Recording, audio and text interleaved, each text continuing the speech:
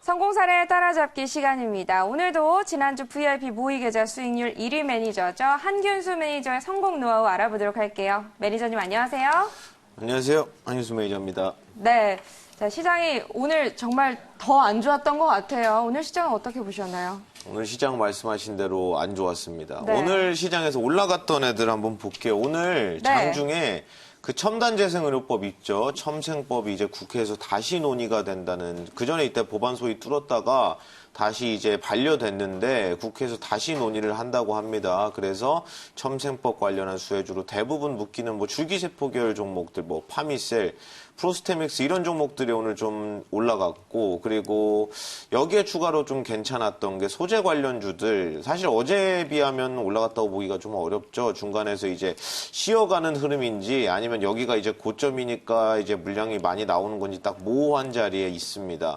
그리고 오늘 좀 셌던 애들이 이제 크리스탈 신소재처럼 그래핀 관련주, 크리스탈 신소재는 개별 재료가 있었죠. 이제 그래핀 만드는 그래핀 제조회사의 지분을 85% 취득을 하면서 그래핀 대장으로 오늘 올라서는 모습이고, 또 올라갔던 게 이제 제가 추가 제재 얘기를 하면서 디스플레이 장비 쪽도 얘기를 했는데, 디스플레이 증착 장비 계열인 뭐 선익 시스템, SNU 같은 종목들 올라갔고, 나머지는 뭐 없었습니다. 대부분 다 하락했죠. 우리가 오늘 시장을 그대로 본 그대로입니다.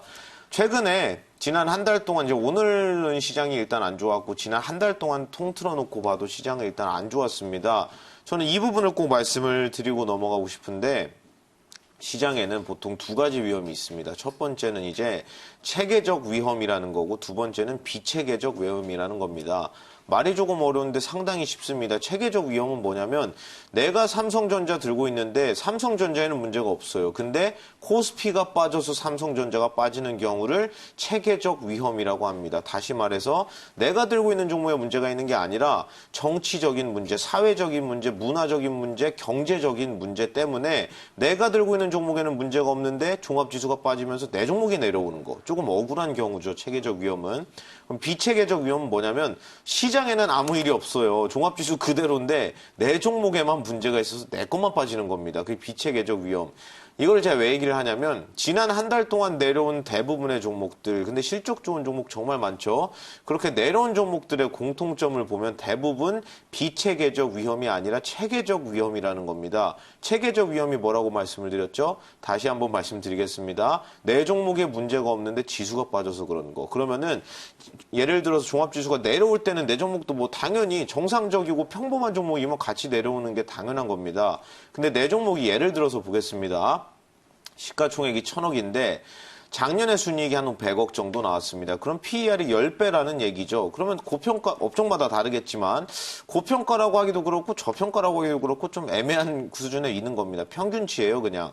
근데 이런 종목이 실적은 이상이었고 올해 실적은 분명히 오히려 더 좋다고 하는데, 이런 회사들이 종합지수가 10%, 20% 빠지면서 한 30% 내려왔습니다. 그럼 그런 종목들을 들고 있는 분은 뭘 해야 되냐? 가만히 있는 게 정상이죠. 가만히 있는 게. 왜? 내가 들고 있는 종목 처음에 들어갈 때 PER 10배였는데 실적 그대로, 올해 예상 실적 그대로인데 종합지수가 내려오면서 시가총액이 600억, 700억이 됐다면 PER이 대부분 6배, 7배까지 내려와 있는 겁니다. 다시 말해서 시장이 비정상이니까 이렇게 싸진 거지, 정상적인 시장에서는 내 종목이 그렇게 내려올 수가 없습니다. 너무 싸기 때문이죠. 근데 지난 한 달 동안 시장을 보면 그런 종목이 정말 많아졌습니다. 그래서 기본적으로 그런 종목들, 다시 말씀드리겠습니다. 내가 들고 있는 종목에는 별로 문제가 없어요. 근데 종합지수 때문에 내려오는 종목들은 그냥 웬만하면 들고 가는 게 맞습니다. 왜냐? 종합지수는 계속 내려갈 수 없습니다. 그런 관점에서 일단 보시고, 분명히 여기서 착시 효과를 조금 조심하셔야 되는 게, 종합지수가 안 좋으면 정상적인 평범한 종목은 다 내려온다 그랬죠. 근데 내가 들고 있는 종목이 분명히 같이 내려오고 있습니다. 내려오고 있는데 내가 들고 있는 종목에도 문제가 있어서 내려오는데 그걸 모르고 들고 계신 분들이 많아요. 그러니까 그런 것만 조금 배제를 하자. 그건 착시라고 하죠. 종합지수가 내려와서 내게 내려오는 것 같지만 종합지수가 안 내려왔어도 내려올 종목을 갖고 계신 겁니다. 그런 것만 분명히 교체를 해주시면 전혀 문제없이 이번 시장도 이겨낼 수 있지 않을까 그런 생각이 듭니다. 네, 자, 이번 주 내내 우리 한교수 매니저가 성공 노하우를 재밌게 풀어주고 계신데요. 어제는 뭐 테마주의주의 매매는 필패다라고 말씀해 주셨고, 이번 주 네. 오늘이죠. 오늘은 어떤 주제로 말씀 나눠주실까요? 제가 일단 종합지수 한번 놓고 한번 말씀을 드려볼게요. 이거 주식 지금 방송 보시는 분 중에 주식 시작하신 지 뭐 한 달도 안 되고 그런 분들은 안 계실 겁니다. 최소 뭐 2년, 3년은 되셨을 거기 때문에 지난 2년가의 시장을 한번 놓고 제가 말씀을 드려볼게요. 코스닥 종합지수입니다. 2017년 3분기였습니다. 종합지수가 신고가를 뚫고 올라가기 시작했죠. 이 구간에 올라간 거 뭐였습니까? 다들 기억을 하실 거예요. 바이오였습니다. 바이오가 무슨 이게 이렇게 올라가도 되나 싶을 정도로 엄청나게 올라갔죠. 그래서 바이오가 이 구간을 만들어 놓고 그다음 상단에서 이 박스권을 그리는 구간이 보이실 겁니다. 이 박스 구간에서는 별거 없었어요. 바이오에서 돌아가면서 이제 항암 치료제 갔으니까 줄기세포 가자. 줄기세포 갔으니까 저만제 가자. 결국은 바이오 안에서 돌았던 겁니다. 그래서 1월에 고점이 나오고 4월까지는 결국 바이오 돌아가면서 수급순환만 있었습니다. 그러니까 결론적으로 상단 박스를 주도했던 것도 바이오입니다. 그러면은 바이오 이제 상단 박스 후반부에 넘어갈 때 작년 4월부터 6월까지 딱 2달 동안 엄청난 시세를 만든 업종이 있었습니다. 뭔지 다들 기억을 하시나요? 작년 4월부터 6월까지 2달 동안. 경협이죠. 10배, 5배 가는 종목 수두룩하게 나왔습니다. 근데 종합지수를 끌고 가지 못했죠. 왜? 경협주들은 다 합쳐도 시총이 얼마 안 됩니다. 바이오의 반도 안 되기 때문에 경협이 아무리 올라가도 바이오가 내려간다면 그 내려가는 분을 상쇄하지 못합니다. 그러니까 그렇게 많이 올라갔는데도 종합지수는 박스 안에 있었던 거예요. 그러면 처음에 시세 뚫고 올라갈 때 바이오가 좋았죠. 그리고 작년 4월에서 6월에 경협이 좋았는데 그 다음에 이제 내려오기 시작하죠. 종합지수가. 내려오기 시작하는 이 구간에서는 무슨 일이 있었습니까? 지난 2년 동안 딱 저 구간까지 돌아봤을 때는 말씀드린 대로 바이오랑 경협 2개 빼고는 별 볼 일이 없었습니다. 근데 그 2개가 동반 하락을 시작하죠. 작년 여름부터. 그래서 작년 6월에 엄청나게 많이 뺐고 그리고 딱 이 구간 보이실 겁니다. 이 구간이 작년 여름이에요. 작년 한 7, 8, 9월 정도 되는데 그 이 2달, 3개월 동안 종합지수 올라오는 구간을 보시면 분명히 첫 시세가 나왔던 2017년보다는 한참 덜 하지만 그래도 분명히 올라왔습니다. 땡겨서 보면 딱 이 구간을 말씀드리는 거죠. 이 구간 동안 잘 모르시는 분들이 계시던데 이게 딱 2달 동안 올라간 건데 이때 신라젠 다들 아시죠? HLB 다들 아시죠? 이 2달 동안 HLB 몇 % 올라갔는지 아시나요?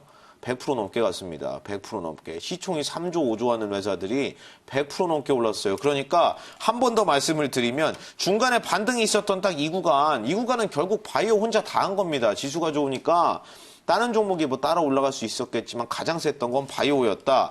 그리고 작년 하반기 가장 힘들었던 그 구간이 오죠. 작년 하반기에 그냥 다 빠졌다고 보시면 되고 이 하단 여기부터 이제 또 친숙한 거 나오기 시작합니다. 여기가 올해 초예요. 올해 초. 올해 초에 뭐가 있었습니까? 올해 초에 올라갔던 거. 올해 작년 12월부터 해서 올해 1월까지 세게 올라갔던 거. 수소차죠. 수소차가 여기서 올라갔습니다. 수소차에서도 뭐 2배, 3배 올라간 종목들 많이 나왔죠. 그리고 이제 수소차가 끝난 다음에 지수가 또 올라옵니다. 올해 이게 2월, 3월쯤이에요. 올해 2월, 3월쯤에. 그러면 딱 이 구간이랑 비슷하죠. 바이오죠. 또 바이오가 반등했습니다. 그 다음에 있었던 게 이제 또 이 구간이죠. 이 구간. 다 기억하실 거예요. 공기청정기. 위닉스, 크린앤사이언스, 미세먼지 관련주, 웰크론, 뭐 코트렐 이런 종목 다 날아갔습니다. 미세먼지가 여기서 터졌고 그 다음 이제 최근이죠. 이제 지난 한 4, 5월쯤 될 것 같습니다. 4, 5월에는 뭐가 좋았냐면 다들 아시는 5G입니다. 그리고 6월부터 지금까지 종합지수가 또 안 좋은 구간에서는 5G는 뭐 특별한 거 없죠. 박스 상단에서 그냥 횡보만 하고 있고 종합지수가 내려오니까 대부분이 내려오면서 이제 벌써 한 2, 3주 된 것 같습니다. 이제 막 붙은 게 반도체 소재입니다.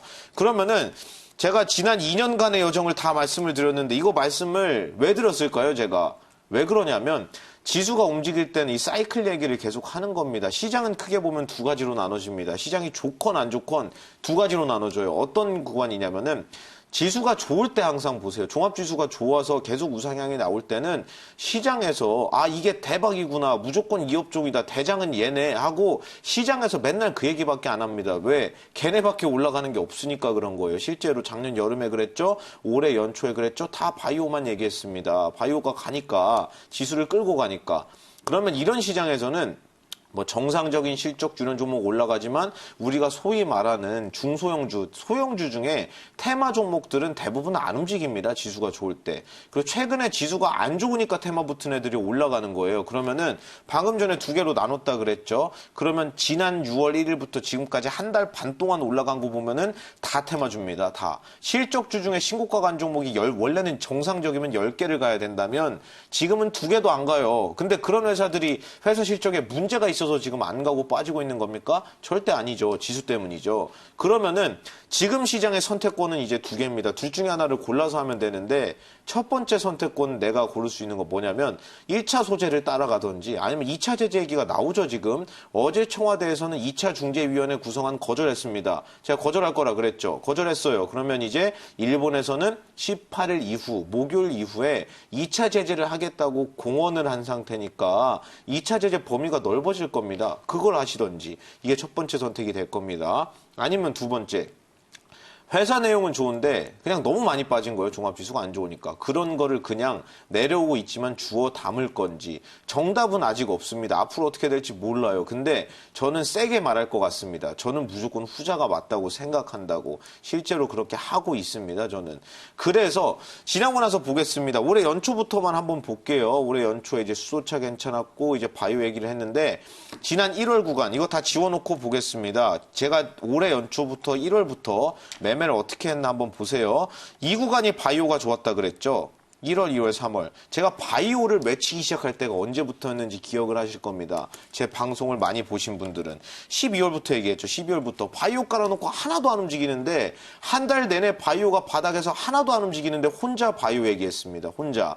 그래서 결론적으로 이 첫 번째 나온 1, 2, 3월 시세를 처음부터 끝까지 수익을 다 냈죠. 그리고 3월에 공기청정기 때 공기청정기도 위닉스 크리엔사이언스 매매를 해서 뭐 70, 80% 수익도 내기도 했고 지금은 없지만 수익을 내기도 했었고 그리고 지나고 나서 이제 공기청정기가 끝나고 나서 5G 제가 외치기 시작할 때 저 혼자 얘기할 때 언제였습니까? 4월이었죠. 4월. 아무도 5G 얘기 안 할 때 그때 혼자 해서 그것도 처음부터 끝까지 수익을 다 냈습니다. 그럼 지금 얘기하는 건 뭘까요? 아무도 얘기하지 않는 걸 지금 이미 하고 있습니다. 최근에 얘기 잘 안 나오는 게 뭐였어요? 최근에 소재의 얘기는 뭐 여기저기서 다 하니까 그 얘기는 빼놓고 최근에 얘네 왜 얘기가 안 나오지? 얘네는 주도 업종이 아닌가 보다 싶은 게 뭐 있습니까? 저 혼자 외치고 있는 거. 첫 번째 반도체 장비죠. 장비 얘기 계속하고 있죠 지금. 거의 한 달 넘게 노래 부르고 있는 것 같습니다. 그리고 두 번째로 얘기하는 게 저는 어제도 얘기했던 것 같습니다. 이 자리에서. 저는 5G 2차 시세를 보는 사람이라고 지금도 똑같이 얘기하고 5G 들고 있는 분들은 그냥 가만히 있는 게 정답이라고 계속 말씀드리죠. 이 부분을 말씀드리면서 시간이 될런지 모르겠는데 여담으로 한 말씀 더 드려보겠습니다. 여기 부동산 시장, 주식 시장 저 1번만 얘기해 볼게요. 시간이 없으니까. 주변에서 부동산으로 돈 벌었다고 하는 분들은 뭐 심심치 않게 보입니다. 근데 주식으로 계속 돈 벌고 있다는 사람 주변에 몇 분이나 계십니까? 없죠. 개인 투자자가 종합지수 상승률을 상회하는 수익을 낼 가능성이 100명 중에 몇 명 정도 되냐면은 100명 중에 3.8명입니다. 4명밖에 돈을 못 벌어요. 종합지수가 올라가도 지수를 상회하는 수익을 내는 사람이. 종합지수가 10%, 코스피가 10% 올랐다면 적어도 내 계좌는 10% 이상 나와야 그게 번 거죠. 5%는 번 게 아닙니다. 종합지수가 10% 올라갔으니까. 그래서 지수 수익률을 상회하는 사람이 개인 투자자 중에 연간 기준으로 100명 중에 4명이 안 된다는 겁니다. 근데 부동산은 보시면 적어도 100명 중에 20명, 30명은 되죠. 어떤 이유 때문일까요? 저는 이 부분이 어떤 문제에서 나온다고 생각을 하냐면 부동산 같은 경우에 상대적으로 시세에 둔감합니다. 오늘 아파트를 사놓고 오늘 부동산 전화해가지고 제 아파트 몇 평형 가지고 있는데 오늘 시세 얼마예요? 내일 또 전화해서 오늘 시세는 얼마일까요? 내일 모레 전화해서 오늘 시세는 또 올랐나요? 이렇게 물어보시는 분 계세요? 없어요. 정상이 아닌 겁니다. 그리고 부동산 같은 경우에 내가 신도시 A라는 신도시에 딱 매수를 해놓고 B씨라는 신도시가 있는데 제가 봤을 때는 A가 좋아요. 그래서 A를 샀습니다. 근데 옆 동네 B랑 C가 올라가네? 그럼 A 들고 있는 A 아파트 손절하시고 B 아파트 사십니까? 절대 안 하죠. 근데 그걸 주식에서 다 지금 하고 있어요. 그러니까 제가 이게 답답하다는 겁니다. 이렇게 하면 정확히 거꾸로 하는 거예요. 지금 주식을 하는 걸 부동산으로 그대로 넘겨서 놓고 우리가 부동산 시장에서 어떻게 매매를 하는지 주식시장 거를 갖다 대봅시다. A 시장을 샀죠. 난 A 신도시가 좋다고 생각하니까. 내 거 안 오릅니다. 옆 동네 B가 올라요. 그래서 A에 들고 있는 아파트를 당장 팔고 B 아파트를 샀습니다. 근데 B 아파트가 이제 시세가 끝났네? 이제 내가 판 A 아파트가 오르기 시작해요, 신도시가. B를 팔고 다시 A를 가죠. 이렇게 하시면 안 된다는 겁니다. 그러니까 중심을 잘 잡으시고 지금 앞으로 뭐가 될지 지금 핫한 거 말고 앞으로 핫해질 거를 좀 생각하는 시간을 가져보셨으면 좋겠습니다. 네, 자, 시간이 너무 아쉽습니다. 많이 모자른데 우리 한균수 매니저 잠시 뒤에 무방도 있으시죠?